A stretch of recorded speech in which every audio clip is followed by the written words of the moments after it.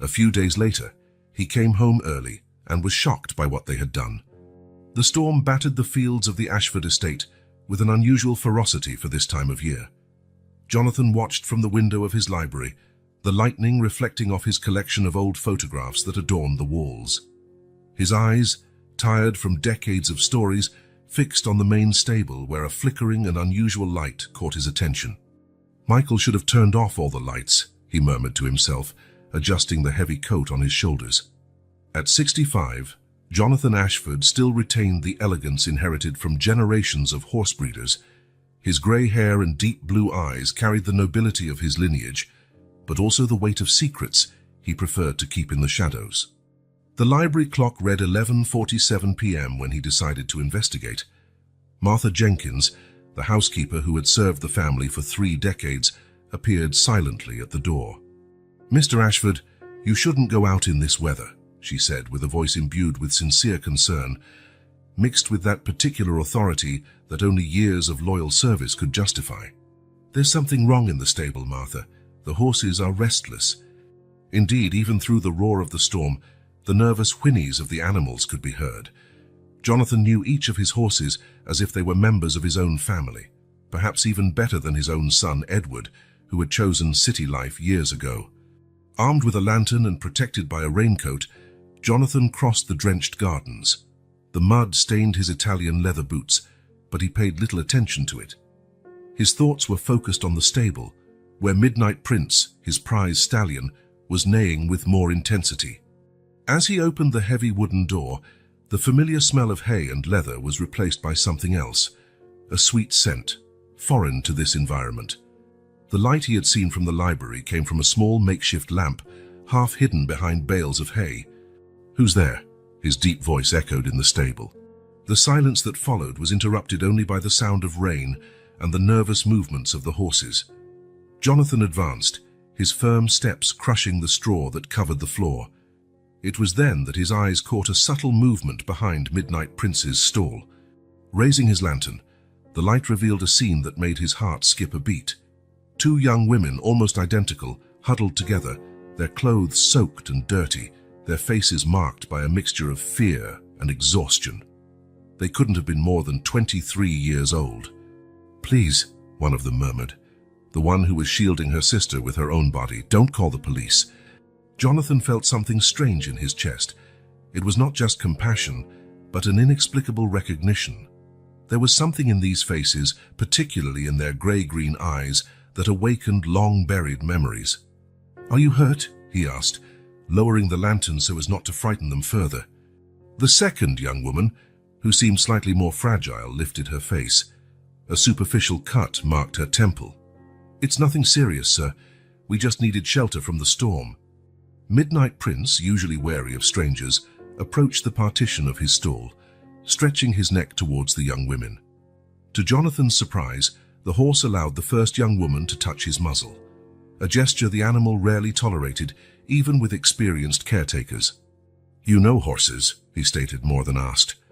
"Our mother." The first young woman hesitated, exchanging a significant look with her sister. "She taught us everything about them." At that moment, Martha appeared at the stable door, her austere silhouette framed by a flash of lightning. Her eyes widened upon seeing the scene. "Mr. Ashford, should I call the authorities?" The young women curled up further, but Jonathan had already made his decision. Something about this night, about this encounter, seemed predestined. "No, Martha. Prepare the guest room in the east wing, and ask Emily to bring them dry clothes and a hot meal." Turning to the young women, he softened his voice. "Unless you prefer to spend the night with the horses." The stronger of the 2 sisters, Jonathan noted she had a small scar near her chin, stood up first, helping her twin. "My name is Victoria," she said, "and this is my sister Emily Winters, Victoria and Emily Winters." The name struck Jonathan like another bolt of lightning. Winters, a name that hadn't been spoken in decades at the Ashford estate. His mind flew to the locked drawer in his desk, where an old photograph preserved the face of a person also named Winters. Martha, who knew every family secret, visibly paled upon hearing the surname. Her hands gripped her apron tightly, a gesture that did not escape Victoria. "Come," said Jonathan. his voice masking the storm of thoughts now assailing him. "We will talk more tomorrow." As he guided the young women out of the stable, he couldn't help but notice how Emily stopped to whisper something in Midnight Prince's ear, and how the horse responded with a soft whinny, almost like a farewell between old friends. The rain continued to fall, but it now seemed to carry not only water, but also long-kept secrets ready to burst. Jonathan knew, watching the twins cross the garden towards the house, that his life and the Ashford family's history was about to change forever.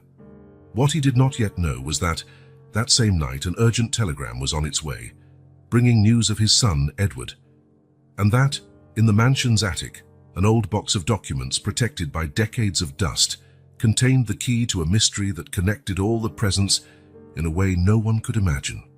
The storm outside was just the beginning. The morning dawned over the Ashford estate, carrying the last remnants of the night's storm.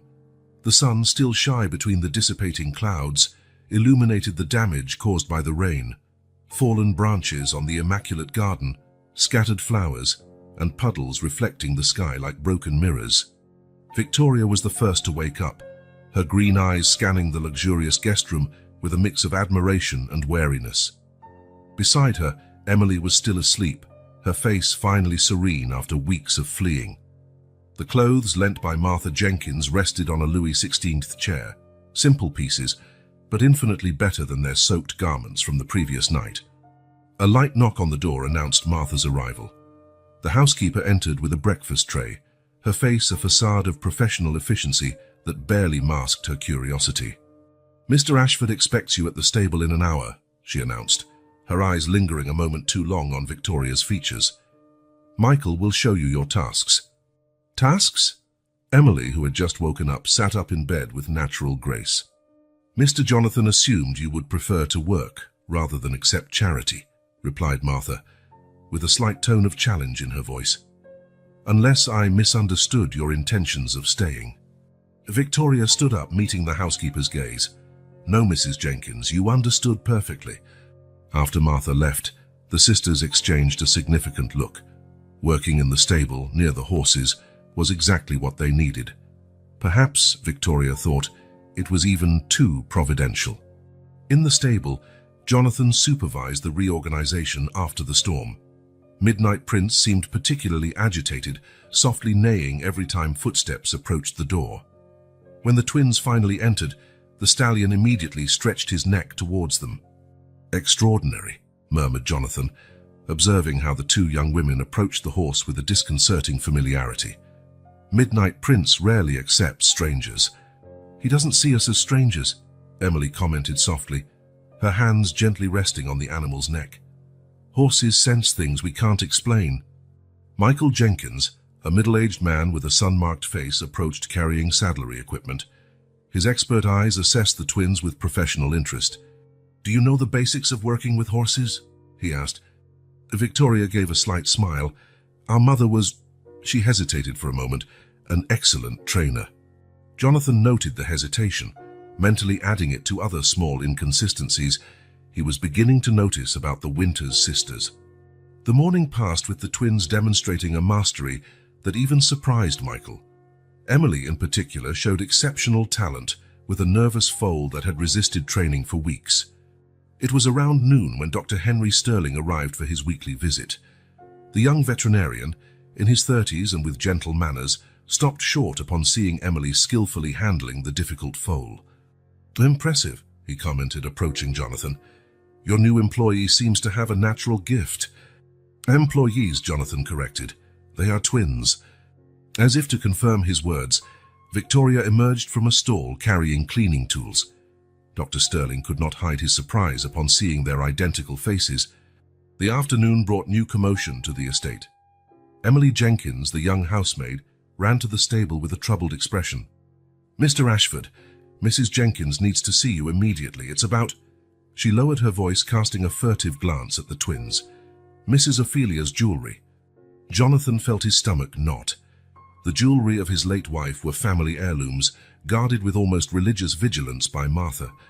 In the house's office, the housekeeper awaited him with a grave expression. On the mahogany table lay an open velvet box, empty. "Mrs. Ophelia's pearls are missing," announced Martha, her voice trembling slightly. "And they are not the only pieces missing." Jonathan closed his eyes for a moment, recalling the sweet scent he had smelled in the stable the previous night. Could it be that? His thoughts were interrupted by the sound of hooves on the gravel of the entrance.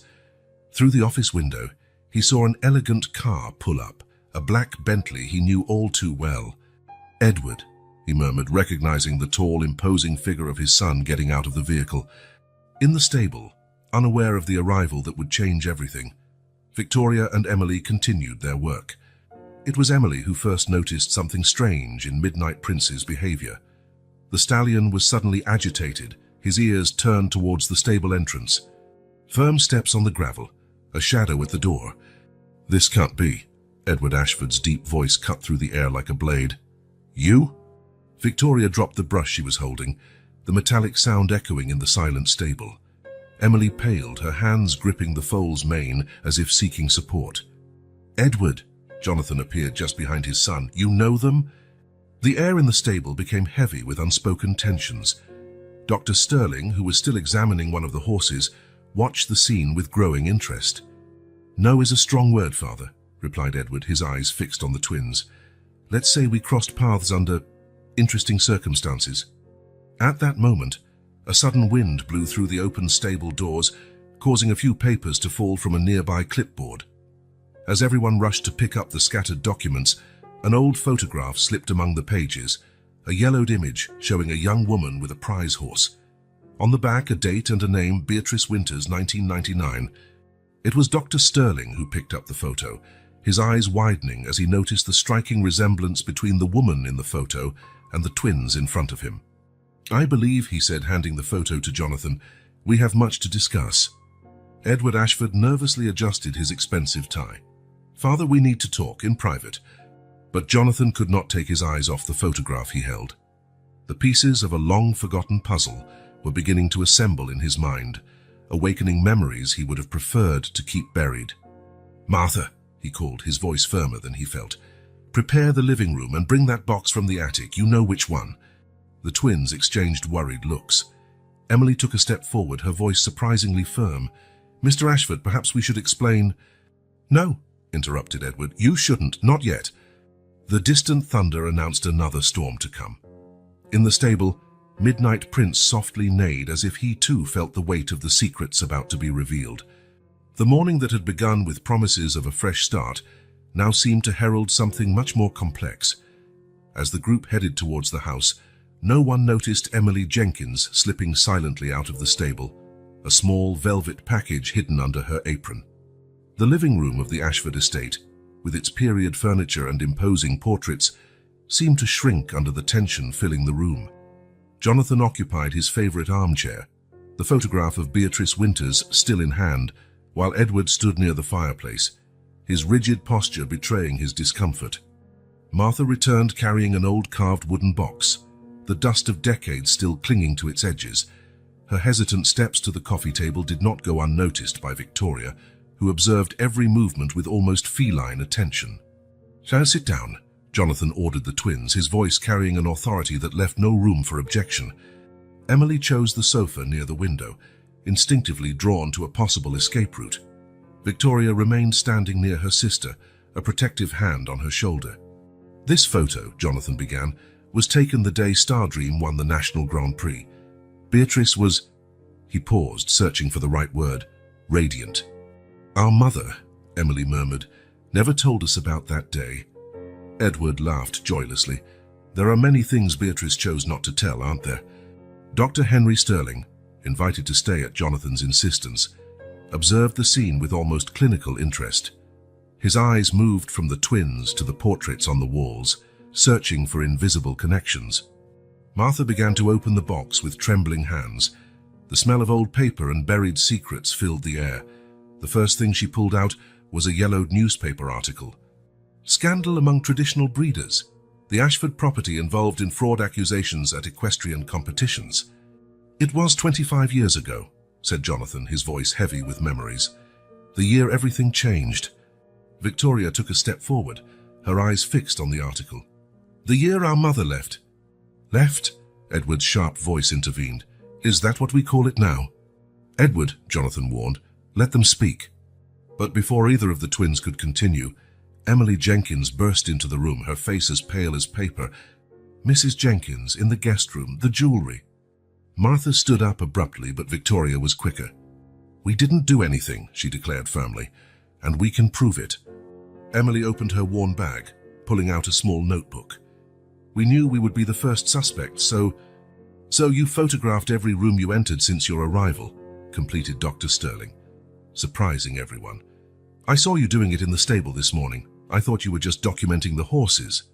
Jonathan took the notebook, flipping through the pages filled with meticulous notes and photos taken with an old cell phone. Schedules, locations, witnesses. Everything was documented with almost obsessive precision. Interesting, he murmured. It looks like you have experience defending yourself against false accusations.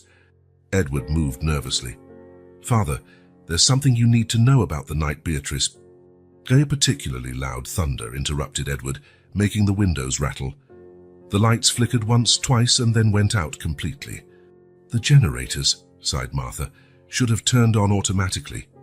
I'll check, offered Dr. Sterling, standing up. No, said Jonathan. Michael knows the system. Emily, please ask him to take a look. In the darkness, the sound of rustling papers drew everyone's attention. A flickering light Victoria had turned on her phone's flashlight revealed more documents that Martha was pulling out of the box. Letters, explained the housekeeper, all returned unopened. All addressed to Beatrice, added Jonathan. For 25 years I tried to find her. Lies, exploded Emily, surprising even her sister. Our mother never received any letters. She waited for years. The light suddenly came back on, revealing tears in Emily's eyes and a strange expression on Edward's face. Maybe, he said slowly, neither side has the whole story. Jonathan stood up, heading towards a small bar in the corner of the room. He poured himself a glass of cognac, his movements deliberately slow, as if buying time to organize his thoughts. When Beatrice left, he began, she didn't just take her talent with horses, she also took the truth about the competition scandal, completed Victoria, about who actually rigged the results. Jonathan's glass stopped halfway to his lips. How do you know? Our mother kept a journal, explained Emily. We found it after she... Her voice choked. After she what? Asked Edward, approaching the twins for the first time. After she disappeared, replied Victoria, holding his gaze. 3 months ago. The silence that followed was broken only by the sound of rain against the windows. Dr. Sterling, who had remained silent until then, finally spoke. The documents I found this morning in the stable, about a mare named Midnight Secret. Midnight Prince's mother, confirmed Jonathan. According to the records, she belonged to Beatrice Winters, continued the veterinarian. But she was registered under the Ashford name after the fraud, completed Edward bitterly. After you falsely accused me, a new voice cut through the air. Everyone turned towards the door. There, drenched by the rain and marked by the years, stood Beatrice Winters. Time seemed to freeze. Victoria and Emily stood up in unison but remained motionless. Jonathan dropped his glass, the sound of shattering crystal echoing in the room. Edward staggered as if he had been struck. Mom, murmured Emily. Martha was the first to recover, advancing with a blanket she took from the sofa. But Beatrice raised a hand to stop her. I'm not here for comfort, she declared. I'm here for the truth, and I've come, her eyes met Jonathan's, because it's time for everyone to know what really happened that night, about the true heir of the Ashfords. In the stable, Midnight Prince neighed loudly as if sensing the presence of his former mistress. The storm raged outside, but inside the Ashford estate, the real tempest was just beginning. The morning after the revelations in the library brought a troubling calm to the Ashford estate. Jonathan was in his office, surrounded by old documents, when Dr. Nathaniel Jenkins, the family doctor for 3 decades, arrived unannounced. The test results you requested, Jonathan, said the doctor, placing a sealed envelope on the mahogany desk. I must admit the conclusions are puzzling. Jonathan looked up from the documents he was examining. About Edward? Not just about him, replied Dr. Jenkins, adjusting his gold-rimmed glasses. I compared them with old medical records, those I found on Beatrice Winters and, well, on Nicholas. The name of the lost son visibly made Jonathan shiver. Outside, silent footsteps retreated. Victoria, who had been eavesdropping, decided it was time to act on her own. In their temporary room, Emily was organizing a series of old photographs that Martha had found in the attic. Her sister entered hastily, closing the door. "We need to find Henry Drake," declared Victoria, her green eyes shining with determination. "The private detective, why?" "Because," Victoria lowered her voice, "I just heard about medical records that could prove we are actually—" A noise in the hallway interrupted her. It was Edward, visibly agitated, talking to someone on the phone. "No matter the cost," his voice echoed. "Find all the records from that time and destroy them." The twins exchanged a significant look. Emily took her old cell phone and quickly drafted a message to Dr. Sterling, who had proven to be an unlikely ally. In town, Henry Drake, a middle-aged detective with sharp eyes, received an unexpected visit in his modest office. "Mr. Rothschild," greeted Drake, welcoming the elegant lawyer who had just entered. "To what do I owe this honor?" Edmund Rothschild, the Ashford family lawyer for generations, placed an old file on the detective's desk. Maximilian Ashford had specific instructions. This file was to be delivered if certain circumstances arose. What circumstances? The return of Beatrice Winters. Meanwhile, at the estate, Dr. Jenkins continued his conversation with Jonathan. "Edward's blood type," explained the doctor, "is not only incompatible with yours, Jonathan, but with the entire documented Ashford lineage. However, I found an interesting match in the hospital archives." "With whom?" "With the Laurent family. More specifically, with the deceased brother of Celeste Laurent." Jonathan felt the weight of this revelation. Celeste, Edward's ex-wife, had always seemed to know more than she revealed. In the stable, Dr. Sterling was examining Midnight Prince when he received Emily's message. The veterinarian immediately noticed the stallion's agitation, as if the animal sensed that secrets were about to be exposed.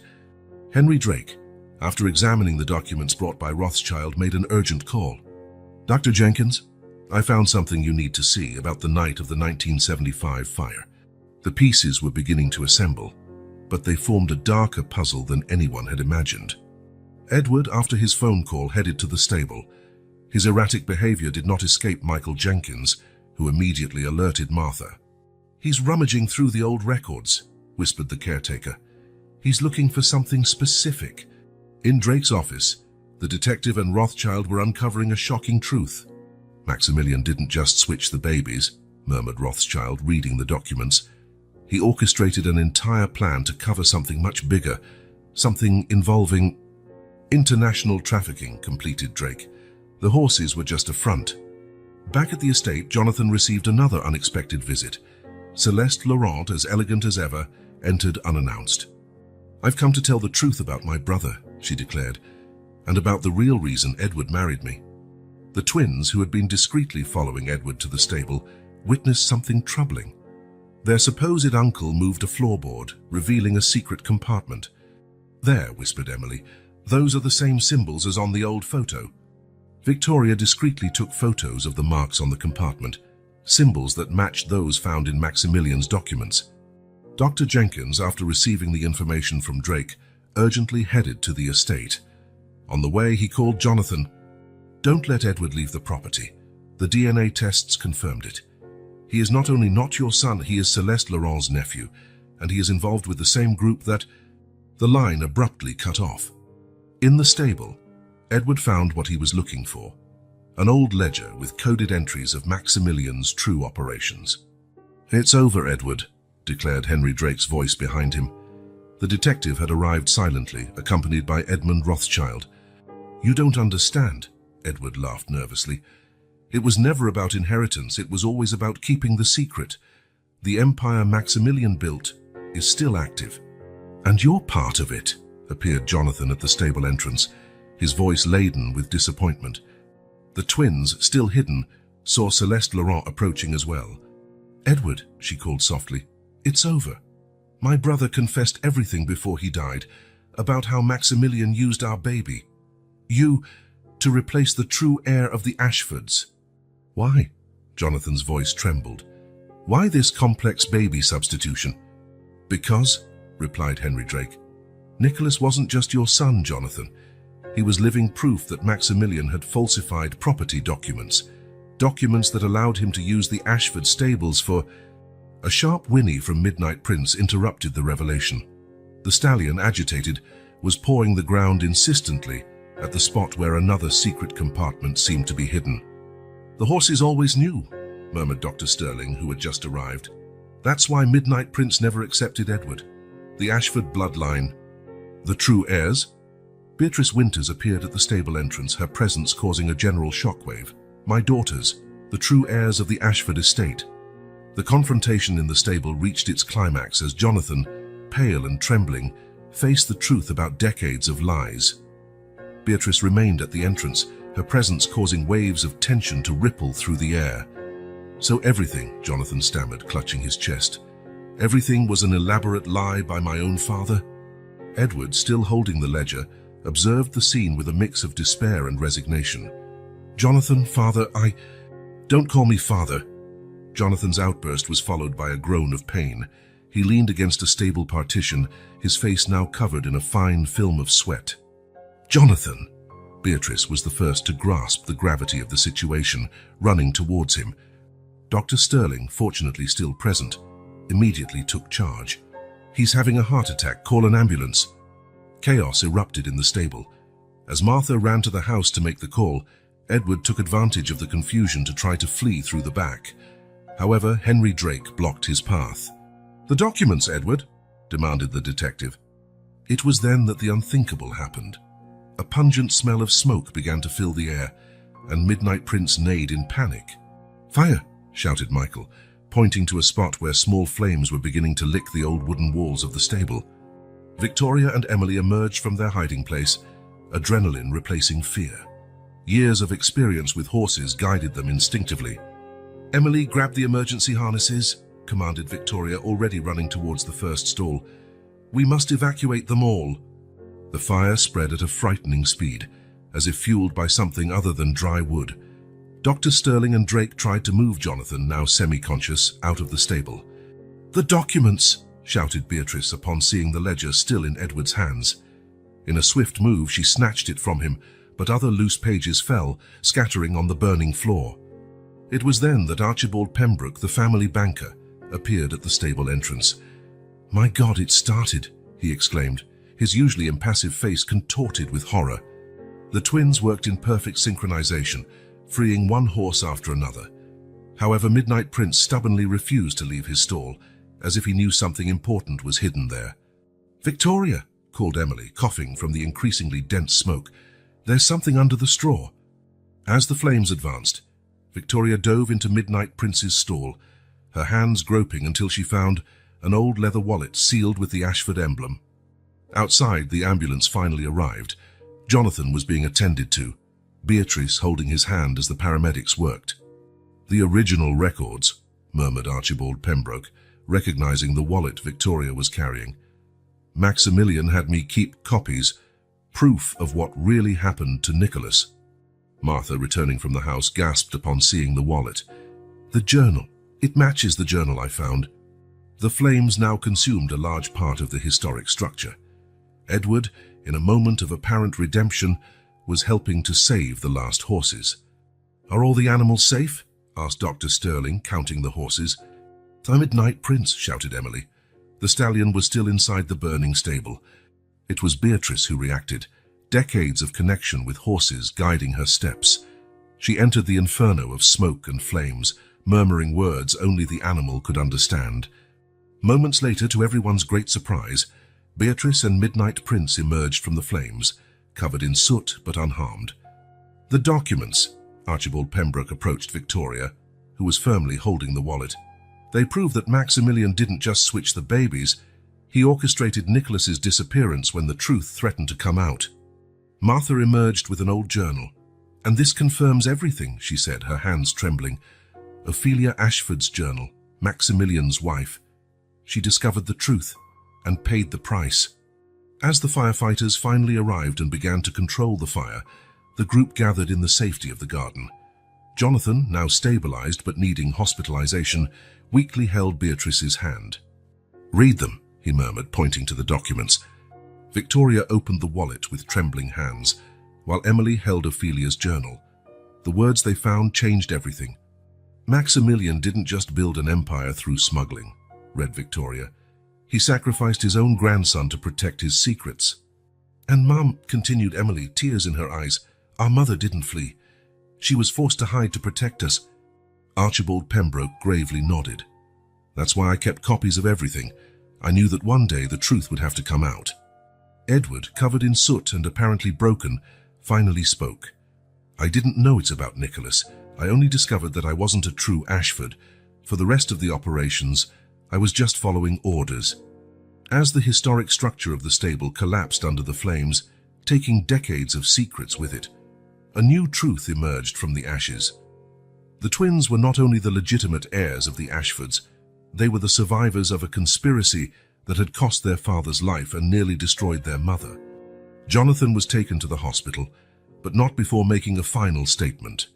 "It's time to rebuild, not just the stable, but our family. Without lies this time." Dawn broke over a changed Ashford family, but perhaps finally on the path to truth and redemption. St. Mary's Hospital maintained a respectful calm as Jonathan recovered from his heart attack. In the hallway, Victoria and Emily waited for news, still marked by the soot of the previous night, when the sound of elegant heels caught their attention. Celeste Laurent approached them, her aristocratic posture contrasting with the pallor of her usually impassive face. In her hands, she held a red leather wallet that seemed out of place in this hospital environment. "My dears," she said in a tone softened by a French accent, "it's time you knew the other side of this story." Before she could continue, Dr. Henry Sterling emerged from Jonathan's room, his tired features softening upon seeing Emily. Their eyes met briefly, sharing a silent understanding. "He's stable," informed the doctor, "but we need to keep him under observation." "Very well," said Celeste, "because what I have to reveal will change everything you think you know about Beatrice Winters." Meanwhile, at the estate, Edward was frantically searching Jonathan's office. Michael Jenkins, the old caretaker, observed him silently from the door. "Are you looking for this?" asked Michael, revealing a small worn black notebook. "Your grandfather Maximilian gave me this to keep. He said one day it would be necessary." Edward froze. You knew?" "I've always known," replied Michael, his voice laden with decades of secrets. "I was there the night it all began, the night Beatrice and your mother—" At the hospital, Celeste opened her red wallet, spreading old photos on a table in the private waiting room. "Look," she said, pointing to a particular photo, "here is the original group. Maximilian Ashford, my brother Gerard, and—" she hesitated, "Beatrice." The twins leaned in to examine the image.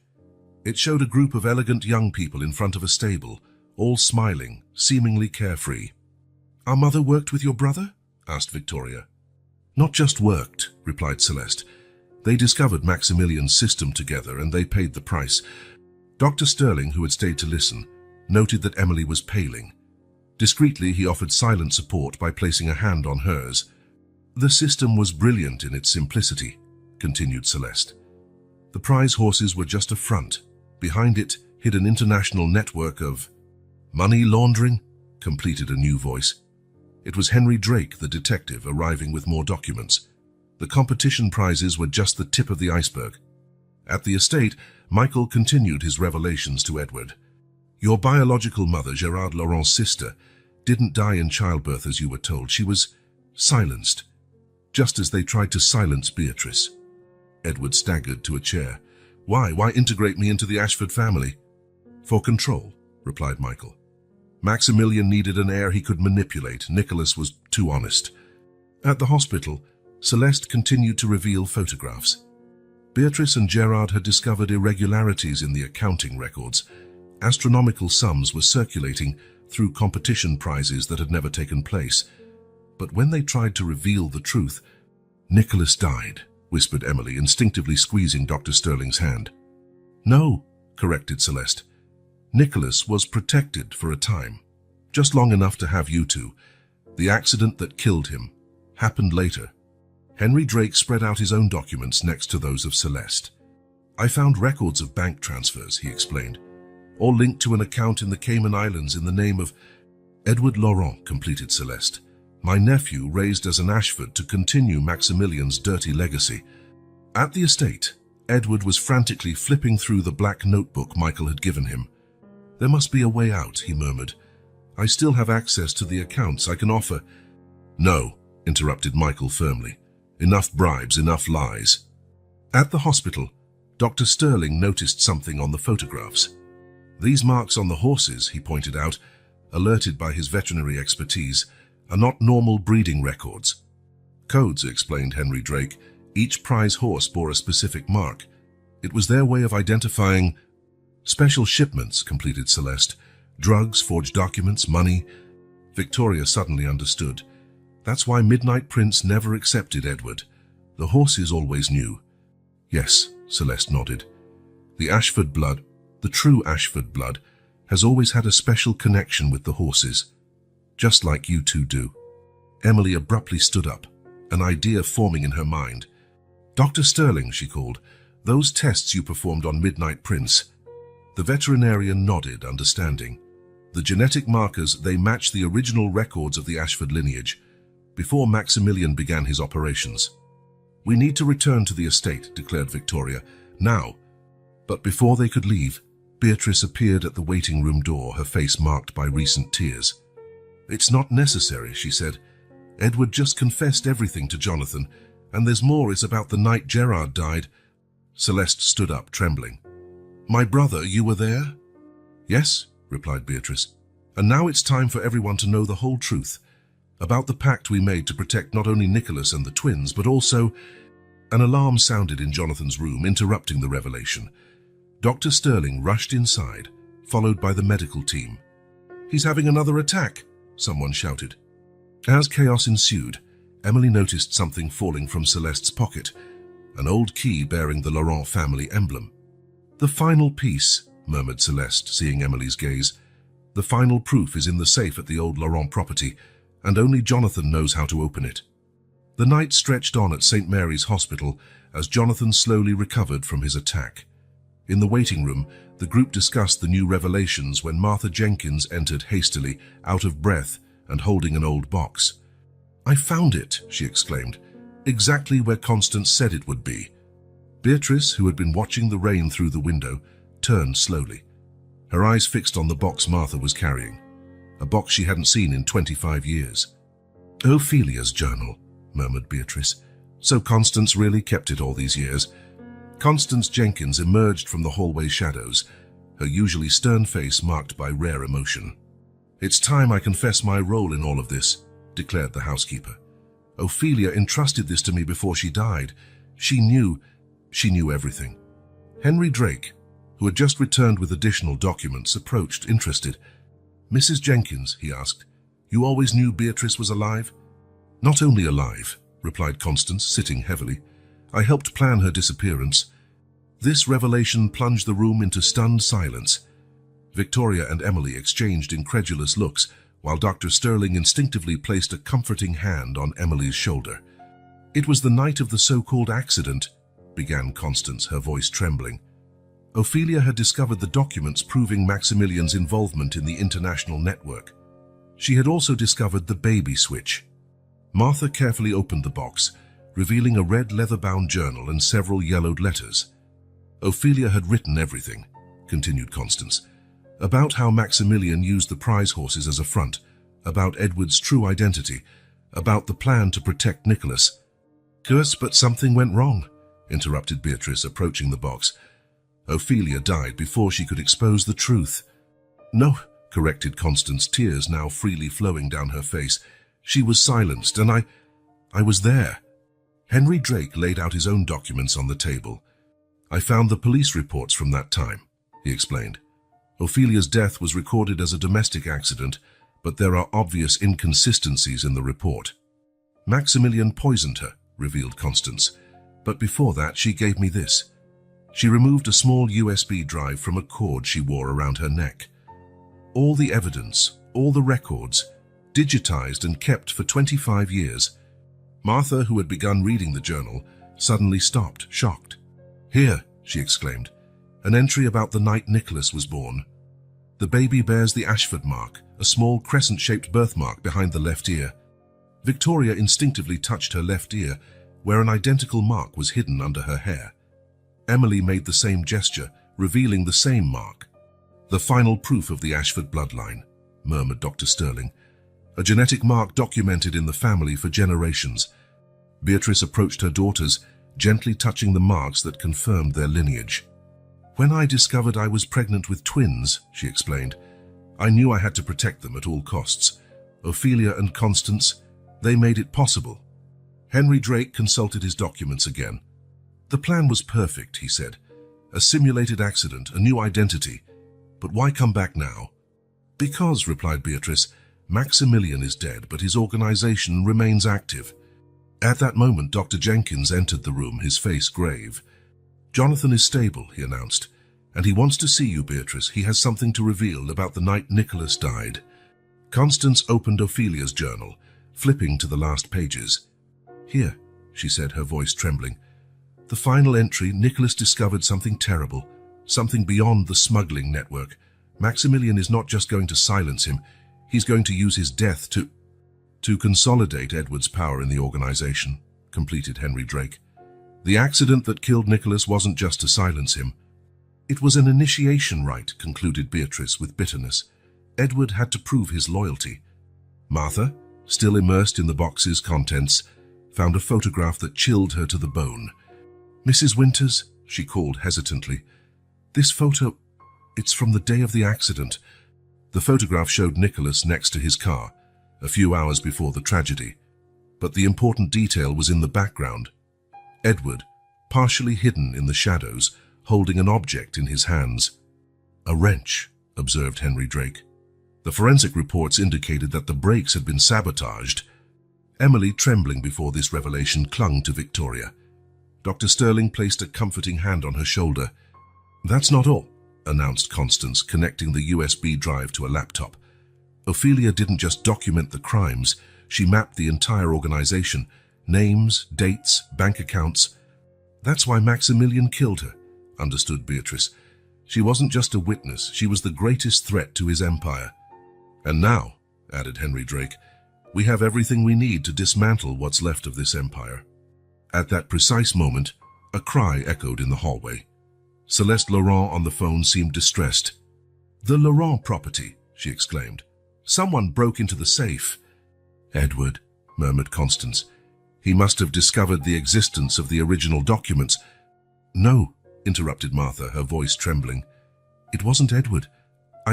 I saw who entered the property this afternoon. It was—" Before she could finish, the hospital lights flickered and went out. In the darkness, the sound of approaching footsteps made everyone hold their breath. "Well, well," a familiar voice broke the silence. "What a charming family reunion." When the emergency lights came on, everyone was stunned to see the silhouette in the doorway. Michael Jenkins, the Ashford caretaker, holding a gun. "You know, Beatrice," he continued with a cold smile, "Maximilian always said you would return, and he paid me handsomely to be here when it happened." Beatrice straightened up, facing the man she had trusted for years. "Michael," she said calmly, "you've been complicit from the beginning." "Complicit is an understatement," he replied, his smile widening. "I am the link that held it all together. Maximilian would have wanted you to know that your return changes nothing.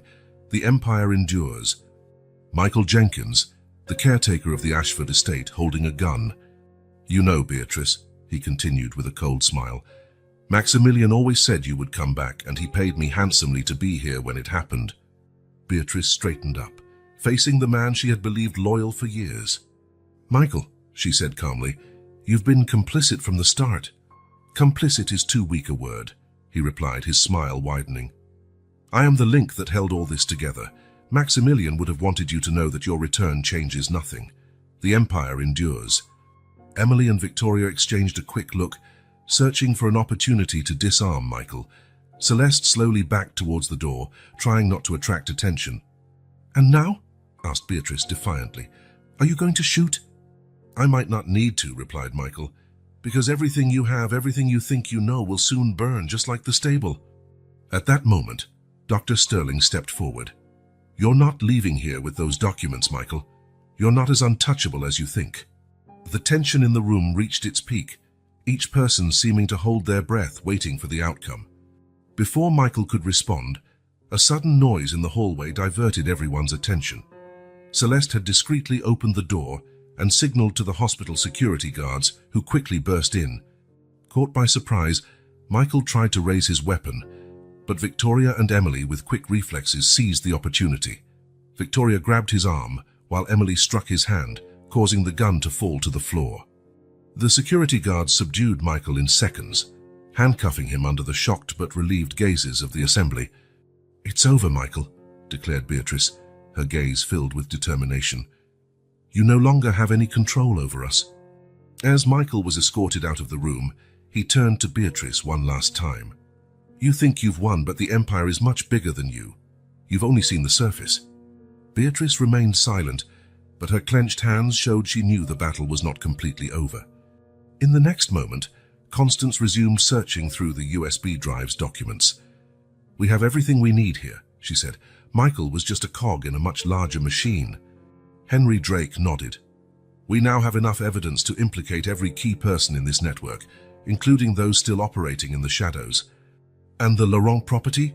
asked Celeste, still in shock. "If Michael was here, who tried to break into the safe?" At that moment, Martha, still trembling, timidly answered, "It was a man I don't know, but he was wearing a badge that looked like one from a government agency." "That complicates things," murmured Henry Drake. "We'll have to act quickly before this evidence is compromised." Beatrice turned to Victoria and Emily, a proud gleam in her eyes. "You proved today that you are ready to reclaim what is rightfully yours." Emily, still in shock from the event, squeezed her sister's hands. "We've survived so much, but we can't face everything alone."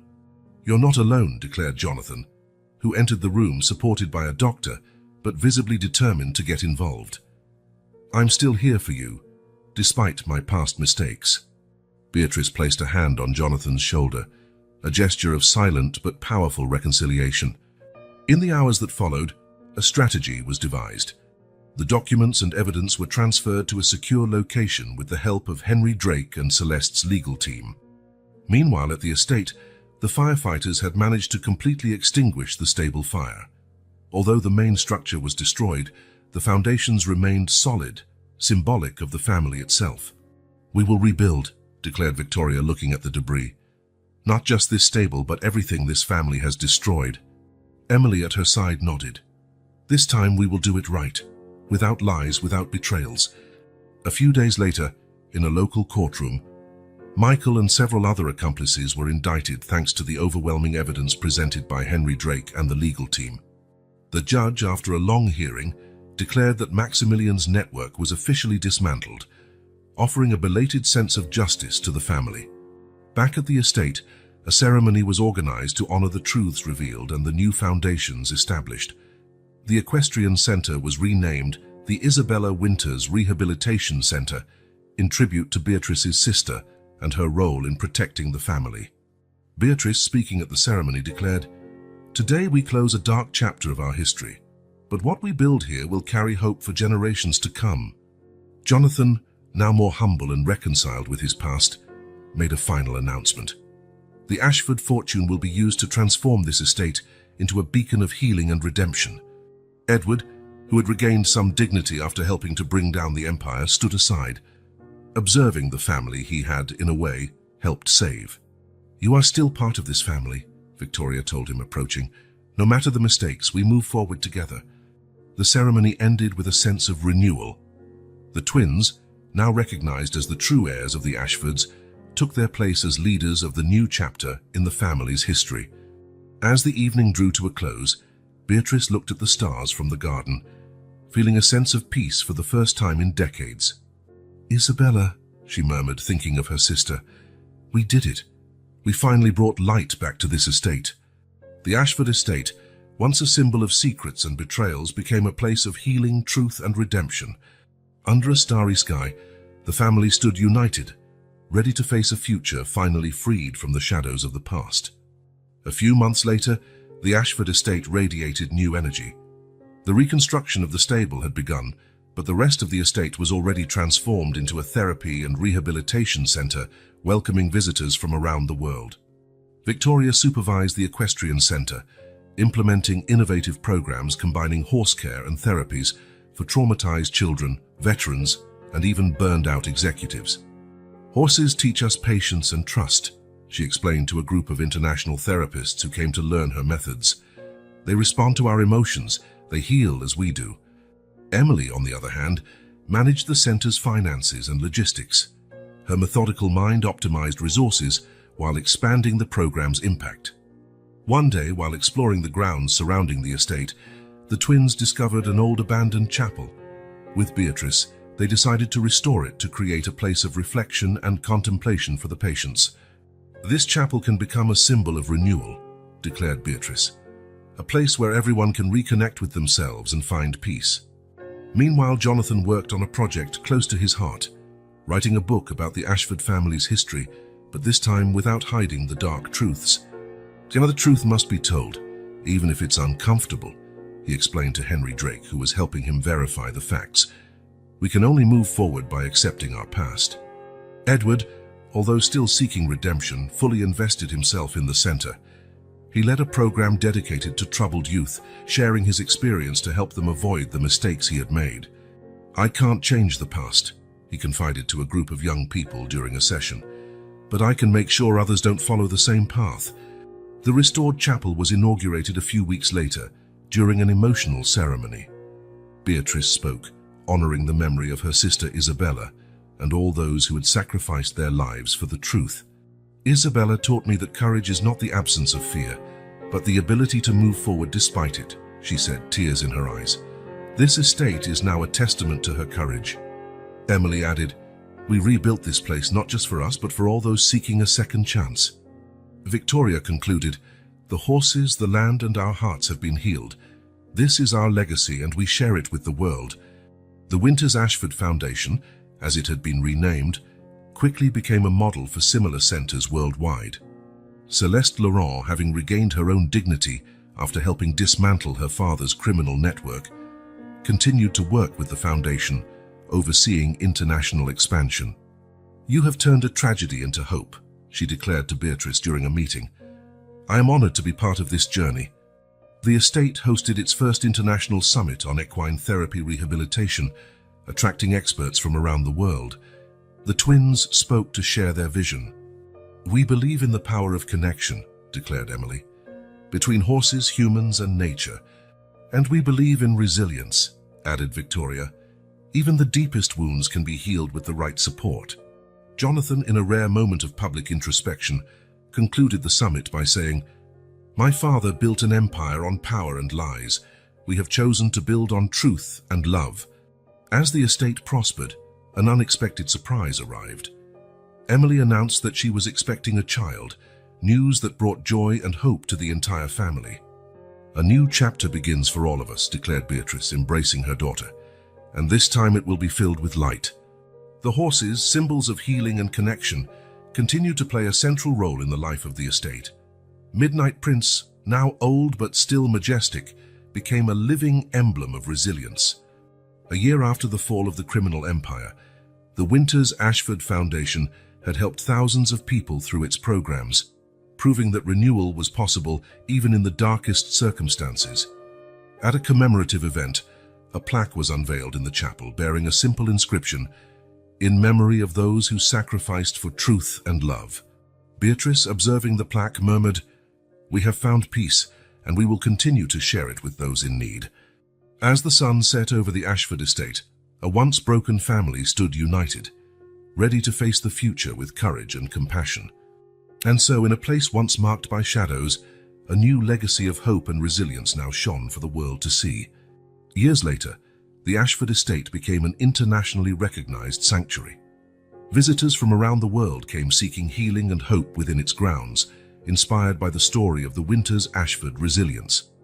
Victoria, now married to an equine therapy researcher, continued to passionately lead the equestrian center. Her innovative methods were adopted in similar centers worldwide. "Horses show us how to live in the present moment," she often explained. "They teach us to be vulnerable yet strong." Emily, now the mother of a young boy named Nicholas, managed the foundation's finances while raising her family with the support of Dr. Sterling, her husband. Their solid relationship inspired everyone around them. "Our children will grow up in a world where truth is a pillar, Not a secret, she said with conviction. Beatrice, finally free from the weight of secrets, dedicated herself to writing a book recounting her family's complete history. She worked closely with Jonathan, who had found new serenity in helping to share this truth. The Ashford story is not just about power, she wrote. It's a story of transformation, love, and redemption. Edward, now a respected mentor, managed a program for young adults seeking their path. He often traveled to speak about resilience and redemption, sharing lessons learned from his own mistakes. "We are not defined by our mistakes," he often declared. "We are defined by what we do with them." The Ashford estate continued to grow, adding programs focused on environmental sustainability, art therapy, and scientific research. Each initiative bore the mark of a commitment to healing and hope. On the 10th anniversary of the foundation, a large gathering was organized. Thousands of people came together to celebrate the impact of the estate and its mission. "This place," declared Victoria during her speech, "is proof that wounds can heal, that ashes can give birth to life." Emily added, "We have transformed secrets and betrayals into a force that supports others. This is our legacy." Beatrice, in a moment of reflection, turned to her gathered family. "We have found light in the darkness, and that light will continue to shine for generations to come." Jonathan, moved, concluded the event by saying, "I have made many mistakes, but seeing what my family has accomplished gives me hope that everything can be transformed." As the sun set over the estate that evening, the members of the Winters Ashford family stood united, ready to continue their mission of transforming lives, inspiring the world to find the strength to rise from the ashes of the past. In the years that followed, the Ashford estate not only prospered, but became a timeless sanctuary for those seeking refuge and hope. The Winters Ashford Foundation expanded far beyond French borders, establishing centers on every continent. Nicholas, now president of the World Council for Equine Therapy, continued to develop groundbreaking initiatives, including programs for marginalized populations and areas affected by natural disasters.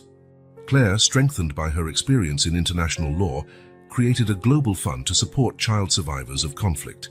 This fund became a pillar of child protection, inspired by her own family's story. Victoria and Emily, although taking a more advisory role, continued to guide the foundation with wisdom. Their unbreakable bond remained the organization's pillar. The Ashford estate became a protected historical site, symbolizing not only the family's legacy, but also the history of a global movement. Each year, young people from diverse backgrounds stayed there, participating in leadership, resilience, and healing programs. Many of them drew inspiration from the Winters Ashford story to transform their own lives. During a celebration marking the foundation's 150th anniversary, a monumental mural was unveiled in the estate's Great Hall. It depicted the key figures of the family history, surrounded by the horses that had played a central role in their journey. "These faces," declared Nicholas during the inauguration, "remind us that true strength lies in love, truth, and the ability to rise again." The estate also hosted an interactive museum dedicated to the Winters Ashford history. This museum, designed to inspire visitors, traced their journey from the dark days of secrets to their transformation into a global symbol of hope. In the estate's gardens, a special section was created to honor the horses that had contributed to this transformation. Each horse received a commemorative plaque, highlighting their role in the healing stories.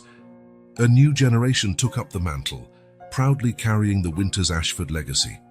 The children and grandchildren of Victoria and Emily, raised in the spirit of compassion and truth, prepared to write their own chapter. During a family dinner, Claire addressed the gathered family members. "We have inherited a unique treasure, the ability to transform sorrow into hope. We must continue to honor this legacy." Victoria, moved by these words, added, "This estate has taught us that nothing is ever lost. Every scar, every mistake can become a source of strength." The Ashford estate, now a universal symbol of resilience, continued to touch millions of lives around the world. One day, a former patient, now a writer, published a book titled The Lights of Ashford. This book, dedicated to the Winters Ashford family, recounted his own journey of healing thanks to the estate. "This place," he wrote, "is not just a physical space, it's a home for the soul. A reminder that even the most broken hearts can be mended." The family, touched by these words, continued to receive testimonials from around the world, confirming that their mission far exceeded their initial dreams. Victoria, in her final years, dedicated her time to writing memoirs, hoping to capture the essence of what Ashford represented. Emily, ever devoted, ensured that the principles of truth and integrity remained at the heart of the Foundation's decisions. "We are merely guardians of this legacy," she often declared. "It is up to those who come after us to carry it even further." And so the Ashford estate endured, not only as a place but as a movement, an idea, a promise, one that even in darkness light can always be found and shared. Under the stars, surrounded by the stories it had helped write, the estate continued to shine. Every stone, every tree, every horse carried the memory of a family that had chosen truth, love, and redemption. And around the world, millions of souls found inspiration to write their own stories of transformation, guided by the eternal legacy of the Winters Ashford family.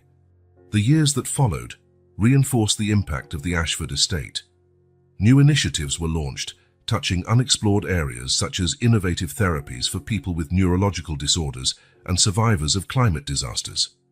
The research center, led by Nicholas, published several groundbreaking studies showing the impact of human-animal interaction on brain neuroplasticity.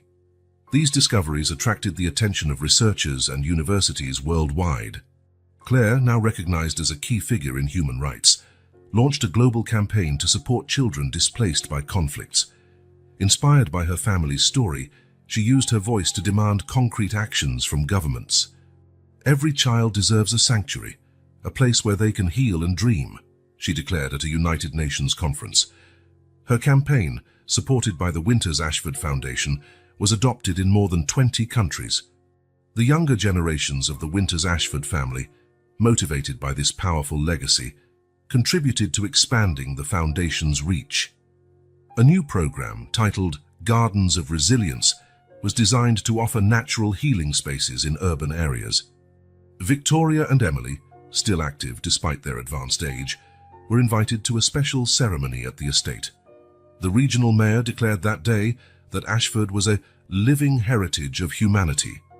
"This estate is proof that a story of pain can become an infinite source of light," he declared.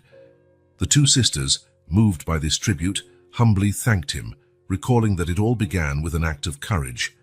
The chapel, now at the center of the estate's spiritual activities, hosted an annual ceremony in memory of Isabella Winters and other family members who had sacrificed their safety to protect the truth. A new tradition was introduced, planting a tree for each person who found healing at the estate.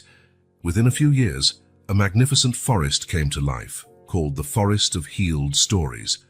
This forest became a universal symbol. Visitors from around the world came to meditate, plant their own trees, or simply find inspiration. As the children and grandchildren of Victoria and Emily took over, they introduced modern technologies to amplify the Foundation's impact while staying true to its principles. One day, during a family meeting, Nicholas proposed an ambitious idea: creating a digital platform to share the Foundation's expertise with the world. The platform, named the Echo of Ashford, offered accessible resources to everyone, wherever they were. "We don't just touch lives here," explained Nicholas. "We have the potential to transform entire communities worldwide." Claire, on her side, established a partnership with artists and writers to capture the resilient stories inspired by Ashford. These stories were published in an anthology titled The Lights of Resilience. At its launch, Beatrice, attending virtually due to her advanced age, declared with pride, "Every word of these stories is a victory against darkness." Victoria, in her final days, watched with satisfaction as the next generations carried the family legacy. "You have all surpassed our wildest dreams," she said during a family dinner. "Ashford is in good hands." After her peaceful passing, a memorial was added in the forest with an inscription, "Victoria Winters Ashford, a life dedicated to love and truth." Emily, now the family matriarch, continued to oversee major decisions while telling the younger generations the stories of courage and resilience of their ancestors.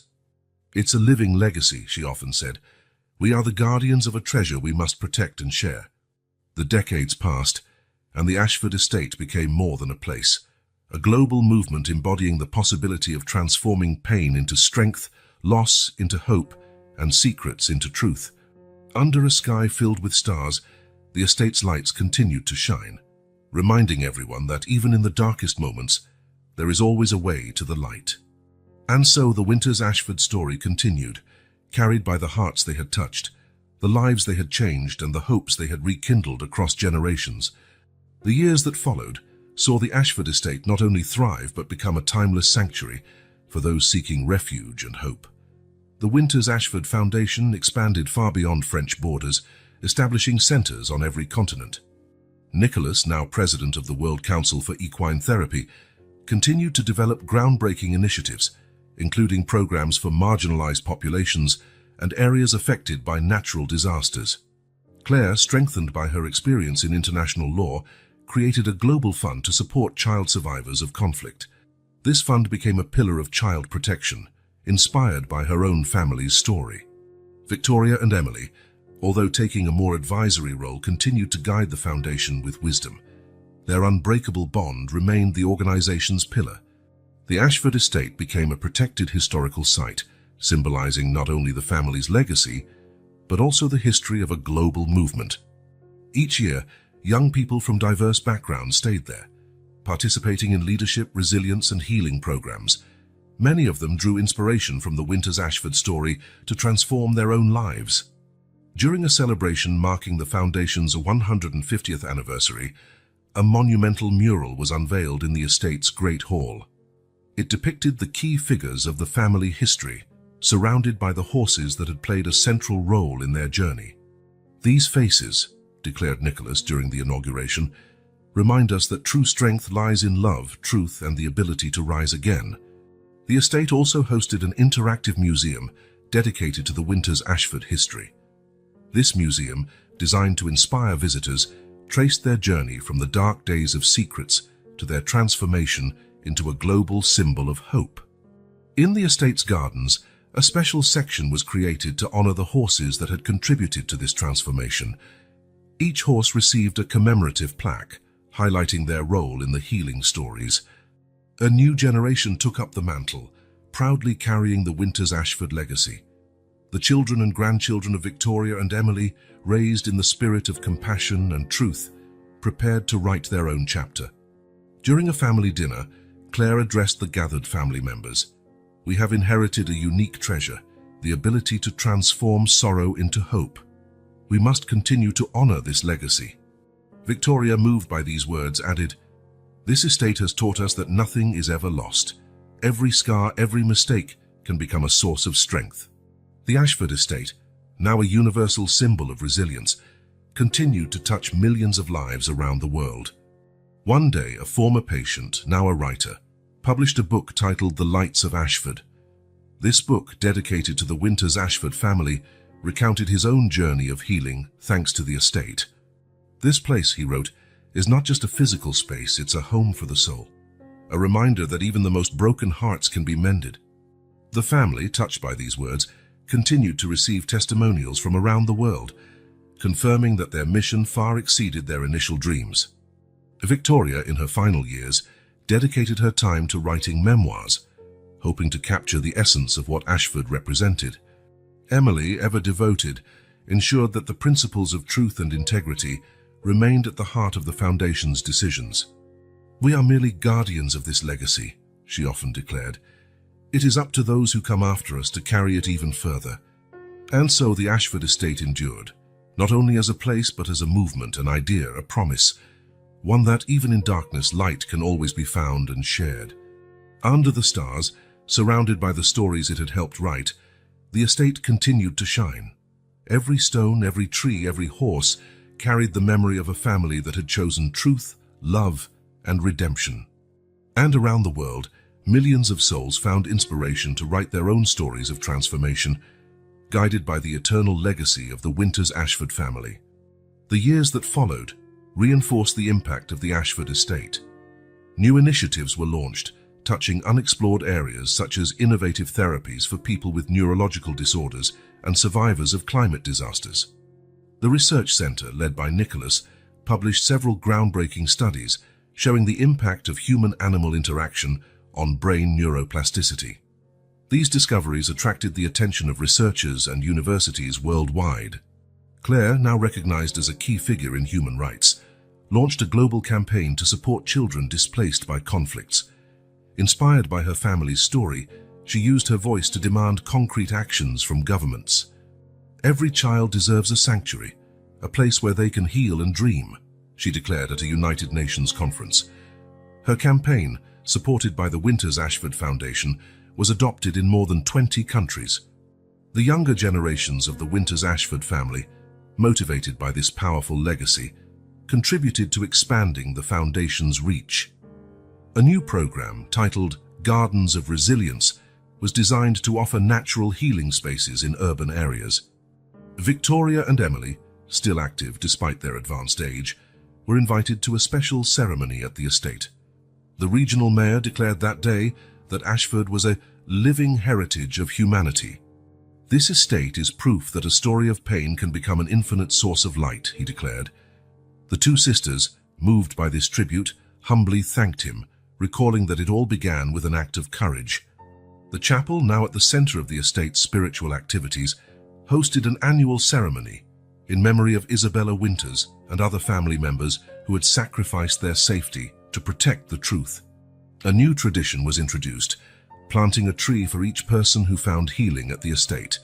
Within a few years, a magnificent forest came to life, called the Forest of Healed Stories. This forest became a universal symbol. Visitors from around the world came to meditate, plant their own trees, or simply find inspiration. As the children and grandchildren of Victoria and Emily took over, they introduced modern technologies to amplify the foundation's impact while staying true to its principles. One day, during a family meeting, Nicholas proposed an ambitious idea: creating a digital platform to share the foundation's expertise with the world. The platform, named the Echo of Ashford, offered accessible resources to everyone, wherever they were. "We don't just touch lives here," explained Nicholas. "We have the potential to transform entire communities worldwide." Claire, on her side, established a partnership with artists and writers to capture the resilient stories inspired by Ashford. These stories were published in an anthology titled The Lights of Resilience. At its launch, Beatrice, attending virtually due to her advanced age, declared with pride, "Every word of these stories is a victory against darkness." Victoria, in her final days, watched with satisfaction as the next generations carried the family legacy. "You have all surpassed our wildest dreams," she said during a family dinner. "Ashford is in good hands." After her peaceful passing, a memorial was added in the forest with an inscription, "Victoria Winters Ashford, a life dedicated to love and truth." Emily, now the family matriarch, continued to oversee major decisions while telling the younger generations the stories of courage and resilience of their ancestors. "It's a living legacy," she often said. "We are the guardians of a treasure we must protect and share." The decades passed, and the Ashford estate became more than a place, a global movement embodying the possibility of transforming pain into strength, loss into hope, and secrets into truth. Under a sky filled with stars, the estate's lights continued to shine, reminding everyone that even in the darkest moments, there is always a way to the light. And so the Winters Ashford story continued, carried by the hearts they had touched, the lives they had changed, and the hopes they had rekindled across generations.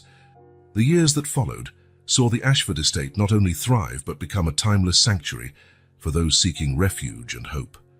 The Winters Ashford Foundation expanded far beyond French borders, establishing centers on every continent. Nicholas, now president of the World Council for Equine Therapy, continued to develop groundbreaking initiatives, including programs for marginalized populations and areas affected by natural disasters. Claire, strengthened by her experience in international law, created a global fund to support child survivors of conflict. This fund became a pillar of child protection, inspired by her own family's story. Victoria and Emily, although taking a more advisory role, continued to guide the foundation with wisdom. Their unbreakable bond remained the organization's pillar. The Ashford estate became a protected historical site, symbolizing not only the family's legacy, but also the history of a global movement. Each year, young people from diverse backgrounds stayed there, participating in leadership, resilience, and healing programs. Many of them drew inspiration from the Winters Ashford story to transform their own lives. During a celebration marking the Foundation's 150th anniversary, a monumental mural was unveiled in the estate's Great Hall. It depicted the key figures of the family history, surrounded by the horses that had played a central role in their journey. "These faces," declared Nicholas during the inauguration, "remind us that true strength lies in love, truth, and the ability to rise again." The estate also hosted an interactive museum dedicated to the Winters Ashford history. This museum, designed to inspire visitors, traced their journey from the dark days of secrets to their transformation into a global symbol of hope. In the estate's gardens, a special section was created to honor the horses that had contributed to this transformation. Each horse received a commemorative plaque, highlighting their role in the healing stories. A new generation took up the mantle, proudly carrying the Winters Ashford legacy. The children and grandchildren of Victoria and Emily, raised in the spirit of compassion and truth, prepared to write their own chapter. During a family dinner, Claire addressed the gathered family members. "We have inherited a unique treasure, the ability to transform sorrow into hope. We must continue to honor this legacy." Victoria, moved by these words, added, "This estate has taught us that nothing is ever lost. Every scar, every mistake can become a source of strength." The Ashford estate, now a universal symbol of resilience, continued to touch millions of lives around the world. One day, a former patient, now a writer, published a book titled The Lights of Ashford. This book, dedicated to the Winters Ashford family, recounted his own journey of healing thanks to the estate. "This place," he wrote, "is not just a physical space, it's a home for the soul. A reminder that even the most broken hearts can be mended." The family, touched by these words, continued to receive testimonials from around the world, confirming that their mission far exceeded their initial dreams. Victoria, in her final years, dedicated her time to writing memoirs, hoping to capture the essence of what Ashford represented. Emily, ever devoted, ensured that the principles of truth and integrity remained at the heart of the Foundation's decisions. "We are merely guardians of this legacy," she often declared. "It is up to those who come after us to carry it even further." And so the Ashford estate endured, not only as a place but as a movement, an idea, a promise, one that even in darkness light can always be found and shared. Under the stars, surrounded by the stories it had helped write, the estate continued to shine. Every stone, every tree, every horse carried the memory of a family that had chosen truth, love, and redemption. And around the world, millions of souls found inspiration to write their own stories of transformation, guided by the eternal legacy of the Winters Ashford family. The years that followed reinforced the impact of the Ashford estate. New initiatives were launched, touching unexplored areas such as innovative therapies for people with neurological disorders and survivors of climate disasters. The research center, led by Nicholas, published several groundbreaking studies showing the impact of human-animal interaction on brain neuroplasticity. These discoveries attracted the attention of researchers and universities worldwide.